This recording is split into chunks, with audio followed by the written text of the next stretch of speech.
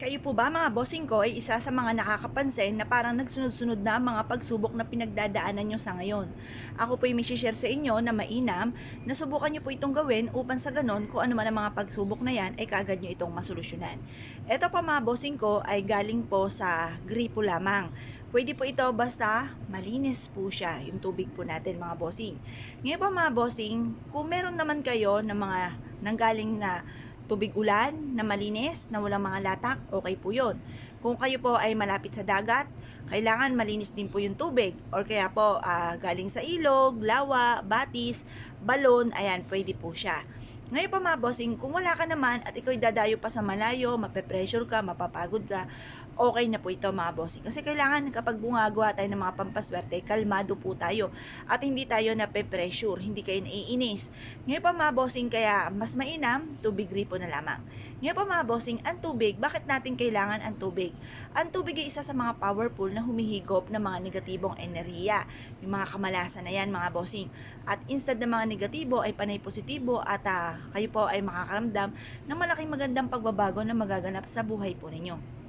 Ngayon po mga bossing, ito po yung ating tubig. Sasabayan po natin ito mga bossing ko ng 10 piso na luma.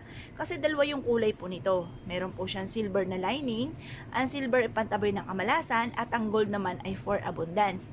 Hugasan nyo muna itong mabuti at patuyuan sa sinag po ng araw mga bossing. Ngayon pa mga bossing, mas mainam natatapat ka sa liwanag ng sinag ng araw. Kagaya nitong aking ginagawang ito mga bossing. Pagkatapos ay magwi-wish ka na sa pamamagitan nito ay magtutuloy-tuloy na ang pasok ng swerte sa inyo or masusolusyonan ang problemang pinagdadaanan. Magkakaroon ka na negosyo na dito ka na yayaman. Depende sa gusto po ninyo. Or kaya po kasi may mga bossing ako na mayayaman pero kalusugan naman ang problema or sa kanilang pamilya or sa kanilang karelasyon. Depende sa problema po ninyo or sa mga pangarap po ninyo.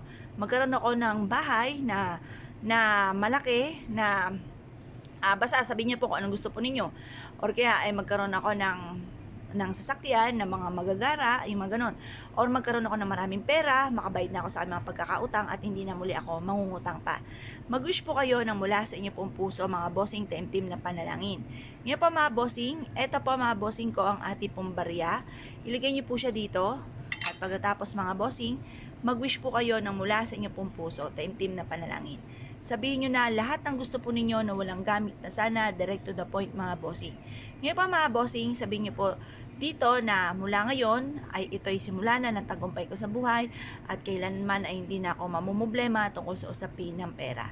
Sabihin nyo na lahat ang gusto po ninyo. Pagtapos na po kayo mag-wish mga bossing, ilagay nyo po ito sa mas maganda tapat ng pintuan or bago pumasok ng inyong pong tahanan at ang dulot po nito ay swerte. Ngayon po mga bossing, basta pag ang ating tubig ay parang madumi na, itapon nyo lang po ito sa lababo, pagtapos buksan ng inyong pong gripo, linisin niyo pong mabuti itong lagayan po natin, itong ating baso. Ganon din po yung ating pong barya, hugasan po natin at pagkatapos gumawa po muli kayo ng ganitong mga pamamaraan. Meron akong bossing na nagpunta po dito, sabi po niya sa akin, ang pinakamaswerte na ginawa po niya, na effective po sa kanya kasi may negosyo siya na malulugi na, ay itong tubig at ganoon din po ang barya. At ito po, isa sa mga subok na rin, paborito ko rin na pampaswerte. Kaya kung kayo pinaniwala at naisyo po itong gawin niyo po ito, basta kayo ay maglaan ng ilang minuto at kayo po ay manalangin ng team, masusolusyonan ang mga problema. Yun na po mga bossing, salamat po.